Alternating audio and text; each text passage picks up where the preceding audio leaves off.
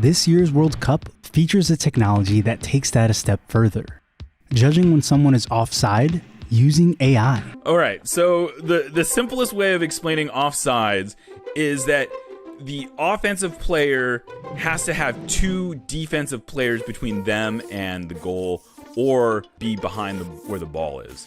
Most of the time, it's the goalkeeper plus one defender. For the most part, if any offensive players are behind this second-to-last defender while the ball is in play, they're offside. Offside should be an objective call.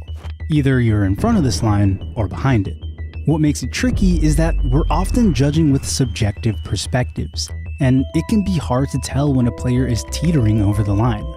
Like in this October 7th game between England and the US.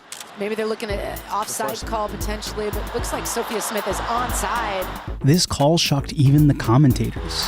No goal. No goal. Right there is where they're saying Sophia is offside already. This goal would have tied the match at 2-2, but because it was revoked, England won 2-1. It was revoked in part because of VAR. Video-assisted referees were introduced in 2018 with the intention of making calls like this a little more objective. These refs are in a room away from the match, but they have the advantage of seeing the event from 33 camera angles. If they see something they think a referee didn't or couldn't have seen, they can suggest that the footage be reviewed on the field monitor. This enhances the accuracy and objectivity of calls, but it still relies on perspective. For the 2022 World Cup, FIFA is introducing semi-automated AI offside technology. A sensor in the ball will relay its position on the field 500 times a second, and 12 motion cameras mounted underneath the roof of stadiums will use machine learning to triangulate players' body positions. This data can be used to create a 3D visualization of a play that can be viewed from any angle. Like in this early test during a September match, the virtual camera is able to fly around, giving an almost godlike perspective of the scenario. There are no viewing angle limitations, no frame rate delays. It's a near one-to-one recreation of the event, seemingly indisputable evidence for referees and audience members that this player's knee was offside by this much. Subjectivity isn't being totally removed from the equation though.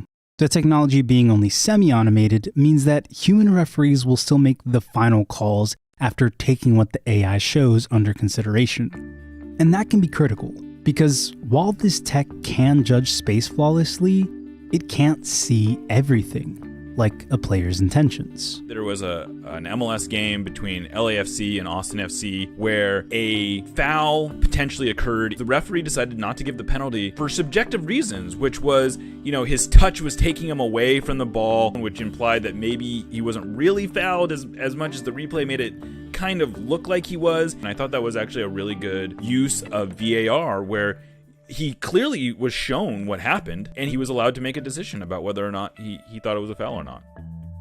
Semi-automated AI offside tech is meant to make referees less reliant on subjective perspective. But it's just a tool. How it'll change gameplay depends on how it gets used, and ultimately, how it gets reconciled with what a human being sees on the field. Offside is a complicated rule, and this video only scratches the surface on it. But the new semi-automated AI offside system is already at work at the World Cup. According to ESPN, in an early match between Qatar and Ecuador, the system made a correct offside call, and the 3D representation gave fans clarity over a play that was somewhat hard to see. Though there also seems to be some dissatisfaction over how long it took to make that decision. In a game between Argentina and Saudi Arabia though, the call was made much faster. Ultimately, while this tech can give human referees information more quickly, their decisions will always take some time. Once again, he has the composure and the finish.